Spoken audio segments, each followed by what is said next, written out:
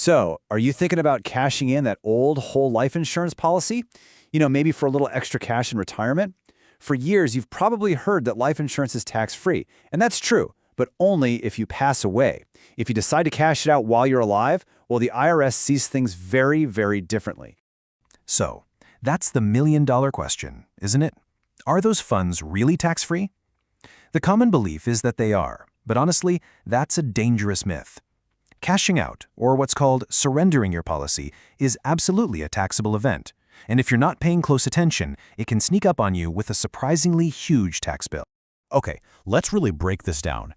The IRS draws a very clear line in the sand here. A death benefit, that goes to your family, it's treated as an insurance claim, and yeah, it's generally tax-free. But when you surrender the policy to get the cash value for yourself, the IRS says, nope, that's not an insurance claim. They see it as you cashing out an investment, and you better believe they want their cut of any gain you made. And here's the real kicker. We call it the surrender squeeze. The money you made on that policy, the gain, it isn't taxed at those nice lower capital gains rates you might be used to with stocks. Oh no, it gets taxed as ordinary income, which means it's hitting you at your highest possible tax rate. For a retiree, that can be an absolutely brutal financial surprise. But don't you worry, because that's what we're here for. We're going to build your financial defense plan, step by step. We'll start by decoding the key document you'll get, Form 1099-R. Then, I'm going to show you how to conduct your very own cost-basis audit, and that's where we'll uncover something I call the Dividend Secret. We'll also expose the really dangerous phantom income trap, before we pull it all together into a final action plan to protect your hard-earned money. All right, let's start with the key piece of evidence in this whole puzzle. When you surrender your policy, the insurance company is going to mail you this form, a 1099-R. You need to think of this as the smoking gun document. It's what the insurance company tells the IRS happened. First up, Box 1, Gross Distribution. This number represents the total cash value of your policy. Now here's a huge warning right off the bat. This number might be much, much higher than the check you actually get in your hand, especially if you had an old policy loan that got paid off. We're going to circle back to why that is so incredibly important in a bit. Next up, Box 2A, the taxable amount. This is the number the IRS really cares about. It's the profit they're planning to tax. But here's a massive red flag to watch for. Sometimes the insurance company leaves this box blank, or they'll check Box 2B, which says taxable amount not determined.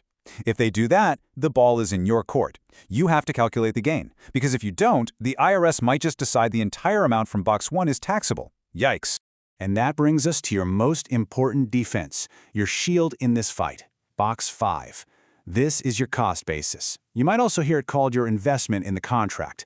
Put simply, it's all the money you've already paid into the policy with your after-tax dollars. You only owe tax on the gain that's above this number. This box is your best friend. So it all comes down to this. The higher your cost basis, the lower your tax bill. Simple as that. But what if the number the insurance company puts in Box 5 is wrong?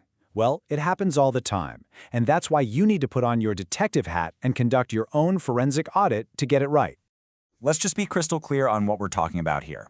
Your cost basis is the grand total of all the premiums you paid minus any money you've already taken out tax-free, like certain dividends. The whole goal of our audit is to get this number as high and as accurate as the law allows, because every dollar we add to it is a dollar the IRS can't touch.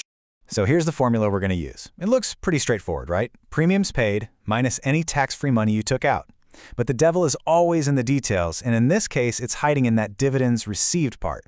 This is exactly where insurance companies often make mistakes that incorrectly lower your basis and, you guessed it, jack up your tax bill.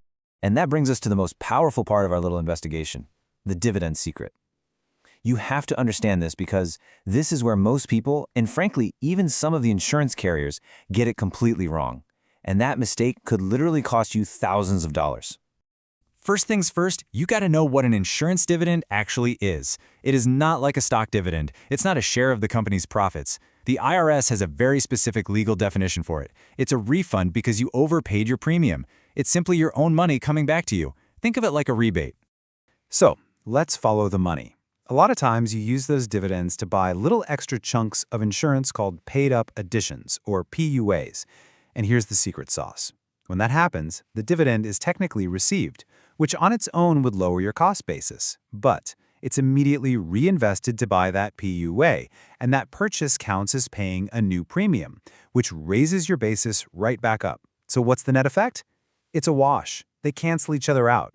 Your cost basis should not be reduced for dividends you use to buy more insurance. Let's make this real with Mateo's policy. Okay, so he paid in $70,000 in premiums and got $15,000 in dividends over the years. His insurance carrier made a mistake and subtracted all the dividends, giving him a cost basis of just $55,000. But Mateo, he did his forensic audit. He found out only $5,000 of those dividends were taken in cash. The other $10,000, that bought PUAs.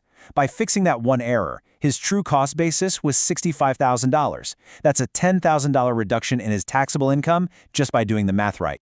Okay, I need you to lean in for this next part because it is a very serious warning. We've been talking about lowering a tax bill you know about, but there's a hidden danger that can create a massive tax bill out of thin air.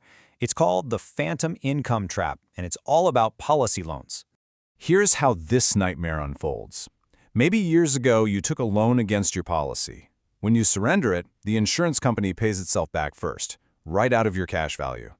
Now, you never see that money. It goes from one of their pockets to another. But the IRS, they consider that forgiven loan as part of your payout. They treat it as if it were cold, hard cash you received that year. Let me walk you through an example.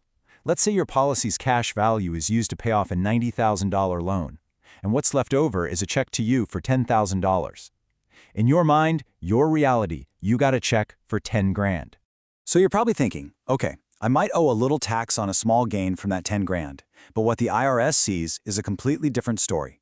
Because they count that loan payoff as part of your total distribution, the 1099-R form that shows up in your mailbox could show a taxable gain of $90,000. Let that sink in for a second. You got a check for $10,000, but you're facing a tax bill based on $90,000. That is phantom income. And it is without a doubt the most shocking and devastating tax surprise a senior can face when getting rid of an old policy.